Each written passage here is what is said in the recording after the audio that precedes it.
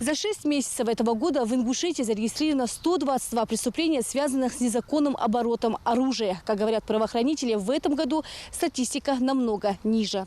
В аналогичный период за 6 месяцев прошлого года было зарегистрировано 175 преступлений. В республике принимается целый ряд мер в борьбе с незаконным оборотом оружия, так и преступлениями, совершенными с их применением. Огнестрельными считаются все виды боевого, служебного, гражданского, охотничьего оружия, а также автоматы и ружья, независимо от их калибра. Как говорят специалисты, большинство тяжких преступлений совершаются с незаконным оборотом и использованием оружия. Ответственность за преступления, связанные с оборотом оружия, весьма различные, зависит от способа и характера совершенного преступления. То есть есть ответственность за совершение такого преступления, как хранение, сбыт, ношение оружия. Указанное деяние предусмотрены статьей 222 Уголовного кодекса Российской Федерации.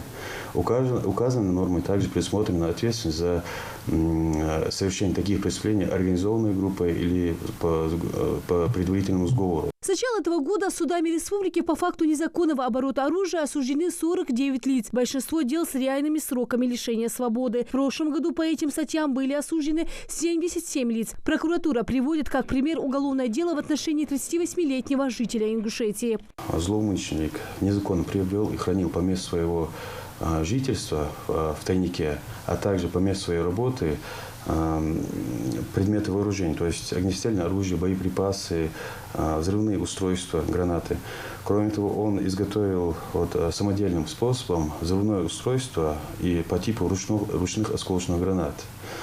Данные предметы вооружения были обнаружены и изъяты в ходе оперативно-розыскных мероприятий.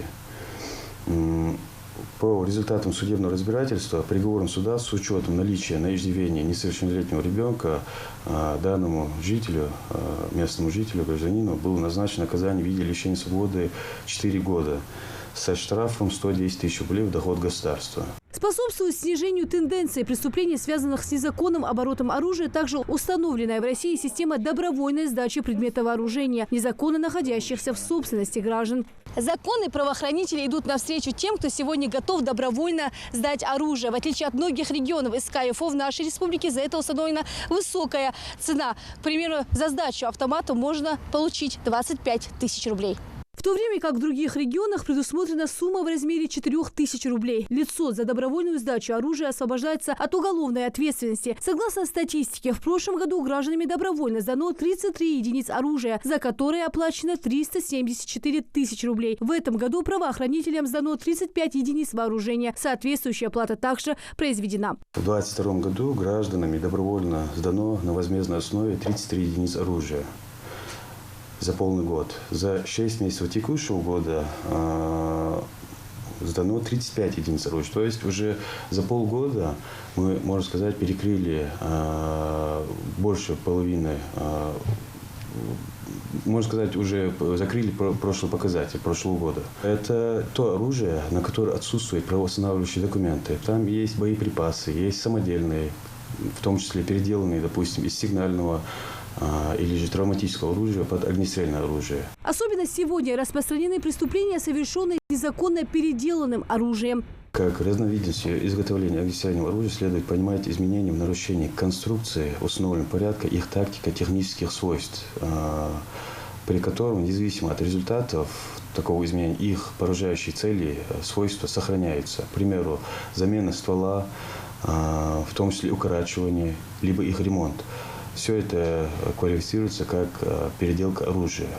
За совершение указанного преступления также предусмотрено наказание в виде лишения свободы сроком от 4 до 10 лет. Незаконное хранение оружия приносит в первую очередь вред самим гражданам, поэтому лучше всего зарегистрировать его, либо добровольно сдать. Лина Сычуева, Джамалил Султыгов, Новости 24.